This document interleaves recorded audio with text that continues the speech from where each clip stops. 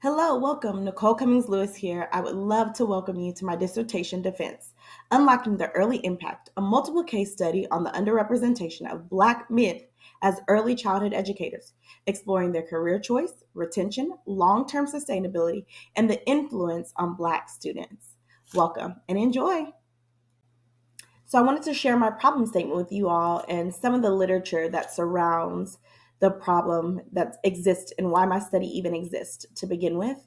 The early childhood community has too few Black male early childhood educators. Um, there have been lots of recent studies that emphasize the significance of Black male educators in the early childhood sector, but scholars have definitely identified that there indeed is an underrepresentation in the field. Um, and when we think about it, we're not just talking about Black male teachers, we're also talking about Black male administrators, Black male teachers' aides. So, any Black male who desires to walk into a school setting or educational setting and support early learners, there are a minute percentage of them that actually exist in the field. The U.S. Department of Education reported that throughout the K through 12 sector, of all of educators who are educating our children, there are only 2% of them are Black males. And that is such a small number, and that's K through 12.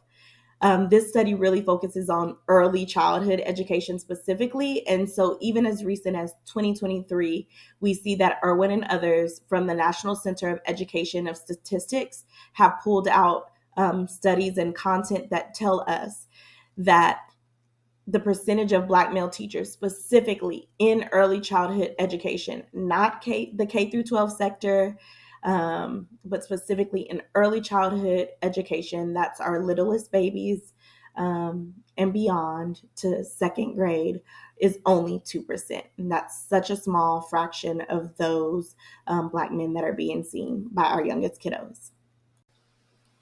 Here's my purpose statement. The purpose of this qualitative multiple case study was to explore three Black males' early childhood educators' career choice, retention, sustainability, and perceived impact on Black students in Central Texas. This study is so important because it really does focus on the unique lived experiences and perspectives, um, and even the perceived impact of the Black male educators who do currently work in early childhood education and are underrepresented.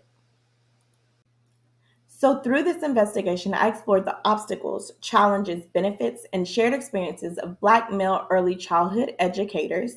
And in order to do so, I crafted two research questions. The first being, according to Black men who have remained in early childhood settings, what experiences have influenced their career choice, retention, and sustainability? The second being, according to Black male early childhood educators, what influences do they experience and how do they perceive their impact on Black students? So, in order to better understand the lived experiences of these Black male early childhood educators, I chose to use the transformational leadership theory, also known as TLT, as my theoretical framework. It was originally developed by Burns in 1978 and is one of the most widely accepted leadership models. It's a comprehensive framework, and it also offers nuanced understanding of the impact of leaders specifically on their followers, which is why I chose this framework.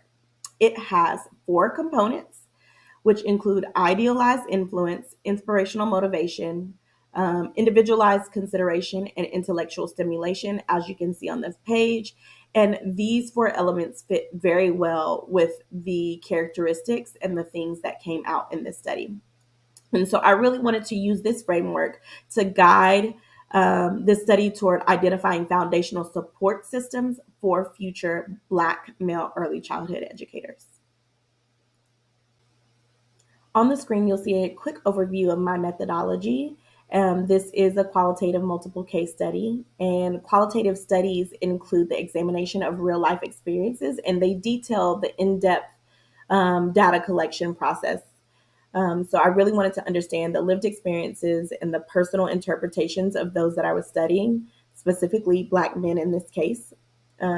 Case study research is a qualitative research method, and it involves an in-depth examination of a particular individual, group, or situation to understand the unique and the unique nuances and complexities which bound them together. And in this case, the things that bound them together are them being Black, them being men, and them being specifically early childhood educators.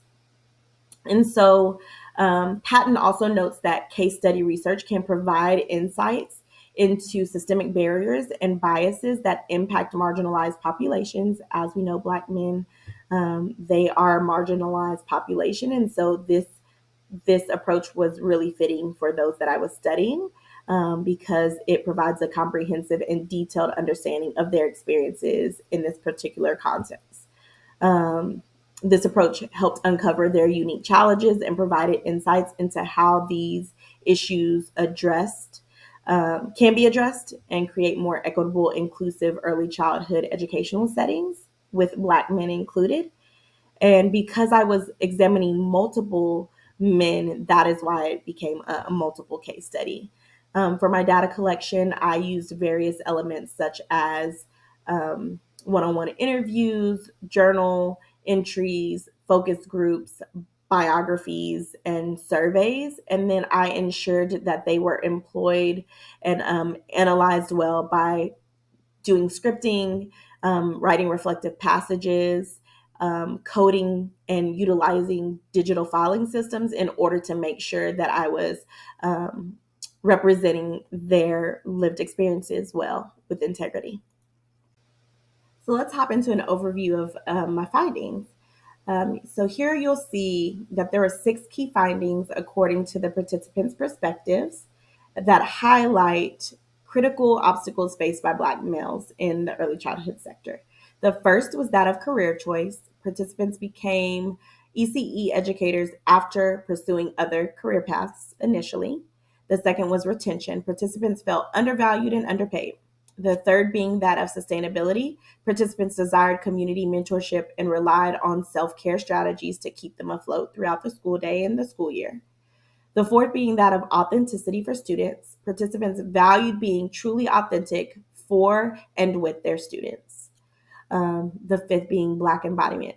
Here, participants believed that there was a need to lean into the power of their Black identities in order to benefit their students and themselves in their settings.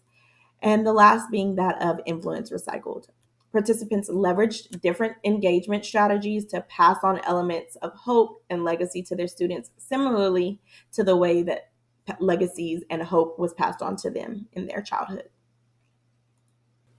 So now that you've had an overview over all the key findings, I would love to zoom into those related to research question 1, which was, according to Black men who have remained in early childhood settings, what experiences have influenced their career choice, retention, and sustainability? Here on the screen, you see a few quotes directly from participants pertaining to the key findings associated with research question 1. I would love if you would just take a moment to pick a quotation and to read to yourself.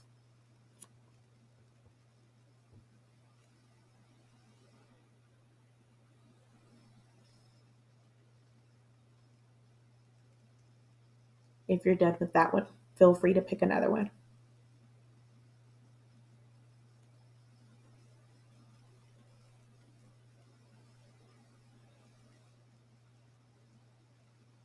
I really hope that this gives you a little bit of insight into the hearts and minds of the participants. I really would love for their stories to come to life here. Now that you had the opportunity to look at quotes for research question 1, let's do the same for research question 2. As a reminder, the research question is, according to Black male early childhood educators, what influences do they experience and how do they perceive their impact on Black students? Please take a moment to pick a quote and reflect.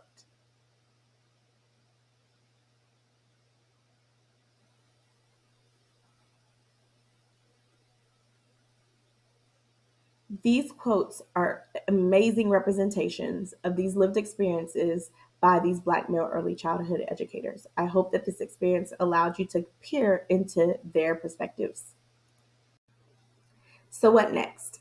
This study really does highlight the potential for there to be a transformative approach that allows for the greater acceptance of Black men in early childhood settings and early childhood communities. It also recognizes that Black male early childhood educators have a lot of experience to contribute. They should be mentors, leaders, role models for the Black students in their communities, specifically in the formative years. We know that our formative years are essential for fostering positive and supportive educational environments, and Black men do desire and should be a part of that. And then it emphasizes the importance of promoting diversity and inclusion in the field of early childhood education.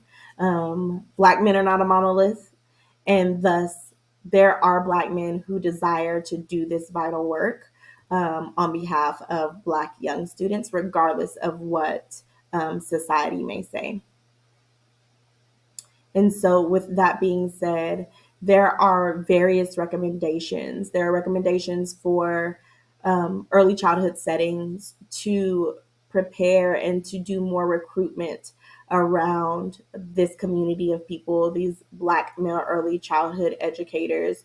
There's a call to action for Black male early childhood educators themselves to continue to advocate for themselves in this field, along with a recommendation for professional learning settings like colleges and educational departments to actively recruit Black males to be early childhood educators in their programs, to build out incentives for this work. There's also recommendations for Black male mentors to step up, those who are already doing this work to step up and say, we will help and support those who come along, the Black community to advocate for their desire to see Black male educators in their school systems, to denounce the society stereotypes of aggression and things of that sort that Black men are often portrayed in, and to come alongside and say our Black males are mentors, they are role models for our students, and for policymakers, for educational policymakers to enhance and consider initiatives that promote diversity to support Black male educators. There's also a recommendation for more research to be done, because while we know the numbers are few, we've got to figure out how to increase them. So for distribution, my first stop are the stakeholders, those that I have recommendations for. Those include our Black male early childhood educators, the current ones, and potential as well. Educational leaders and administrators, educational preparation programs, including educational policy advocates and researchers. This also includes the Black community members and Black male mentors. It is vital that they all understand and recognize that they have Black men speaking out about their experiences, and there are things that we can all do to contribute to increasing the amount of Black men in the early childhood educational sector. Additionally, organizations that focus on the vital supports of early learners um, need to get their hands on this content as well. And those organizations include Success by Six, the Early Childhood Coalition at United Way for Greater Austin, 0 to 3, NABC, the Hunt Institute E3 Alliance, which is an organization that focuses on increasing student support, early